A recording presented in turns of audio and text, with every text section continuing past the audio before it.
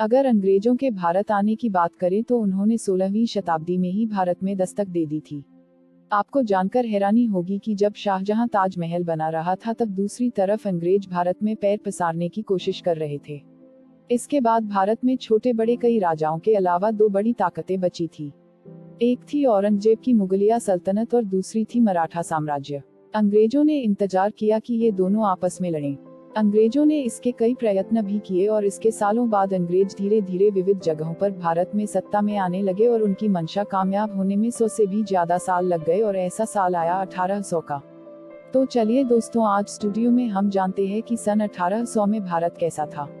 दोस्तों, इस समय भारत या दुनिया में भी कोई बड़ी टेक्नोलॉजी नहीं हुआ करती थी। हमारे यहाँ अधिकांश लोग धोती और गमछा पहना करते थे और बहुत अमीर लोग कुर्ता पहन लिया करते थे। बाद में अंग्रेजों की शर्ट और टी शर्ट को भी कुर्ता ही कहा जाने लगा। आज भी अगर आप उत्तर प्रदेश या पश्चिम बिहार में जाएं तो कुछ वरिष्ठ लोग शर्ट और टी शर्ट को कुर्ता ही कहते हैं। उस समय ज्यादातर जगहों पर भीड़ भाड़ नहीं हुआ करती थी।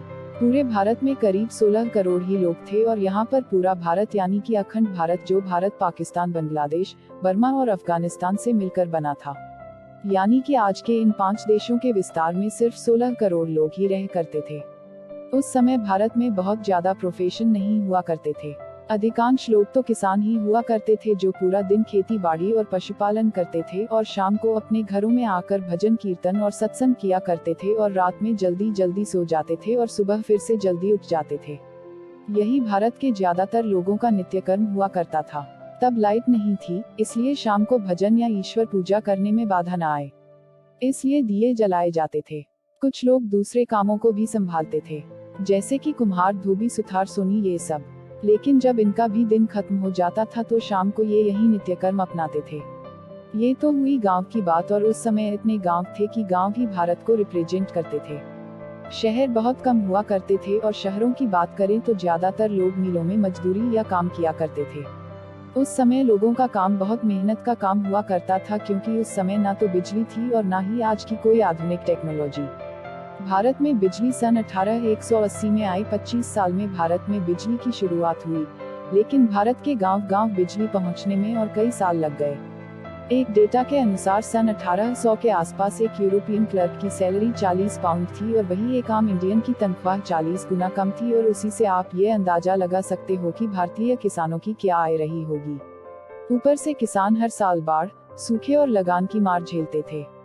दोस्तों, उस समय कुछ अमीर तबका भी हुआ करता था, जिनमें से सब नहीं, लेकिन कुछ लोग हमेशा ये फिराक में रहते थे कि कैसे करके अंग्रेजों के साथ उनकी दोस्ती हो जाए, और कुछ अमीर अपनी सूझबूझ और स्किल के माध्यम से ठीक ठाक पैसे कमा लेते थे। आज के समय में बीमारियां आम हो गई है, लेकिन उस वक्त भी कई बीमारियां मौजूद थी। जब कोलेरा और प्लेग आम थे, इन बीमारियों की कोई दवाई भी नहीं थी और इनके सामने लोग बेबस थे। अधिकतर दिक्कत प्रसव में होती थी और जानकारी के अभाव के कारण कई महिलाओं को प्रसव में ही हाथ धोना पड़ता था, और इसके कारण कई सारे बच्चों की भी जिंदगी चली जाती थी। और अगर बात करें उस वक्त के कुछ चुनिंदा लोगों की जिसे खुश कह सकते हैं, तो वो बस वही लोग थे जो या तो कोई अच्छे किंगडम में रहते थे या तो अमीर थे। दबे कुचले लोग गरीबी और बदहाली के कारण ही बेबस थे। एजुकेशन की बात करें तो उस वक्त 10% से भी कम भारतीय पुरुष पढ़े लिखे थे और 1% से भी कम महिलाएं, और इनमें से ज्यादातर आंकड़ा शहरों का ही है। गांवों में इससे भी बदतर हालत थे। पर हालांकि ऐसा नहीं था कि वो ना पढ़े लिखे लोग स्किल्ड नहीं थे। वो लोग स्किल्ड भी थे और अपने कई कामों में माहिर भी थे, लेकिन कम पढ़े लिखे होने के कारण लगान जैसी चीजों में डील नहीं कर सकते थे। भारत के लोग उस वक्त पैसों से चीजें खरीदने और बेचने के बजाय एक्सचेंज व्यापार में मांगते थे। जैसे एक मटके के बदले 5 किलो चावल या 10 किलो आटे के बदले 5 किलो दाल। ज्यादातर गांव में ऐसा ही व्यवहार होता था। चीजों के बदले चीजें दे दी जाती थी और ऐसे गांव में सभी लोगों के पास सब कुछ पहुंच जाया करता था, और खासकर गांव से अनाज बाहर बेचने को जाने की भी जरूरत नहीं पड़ती थी। तो 18वीं शताब्दी का भारत कुछ ऐसा था।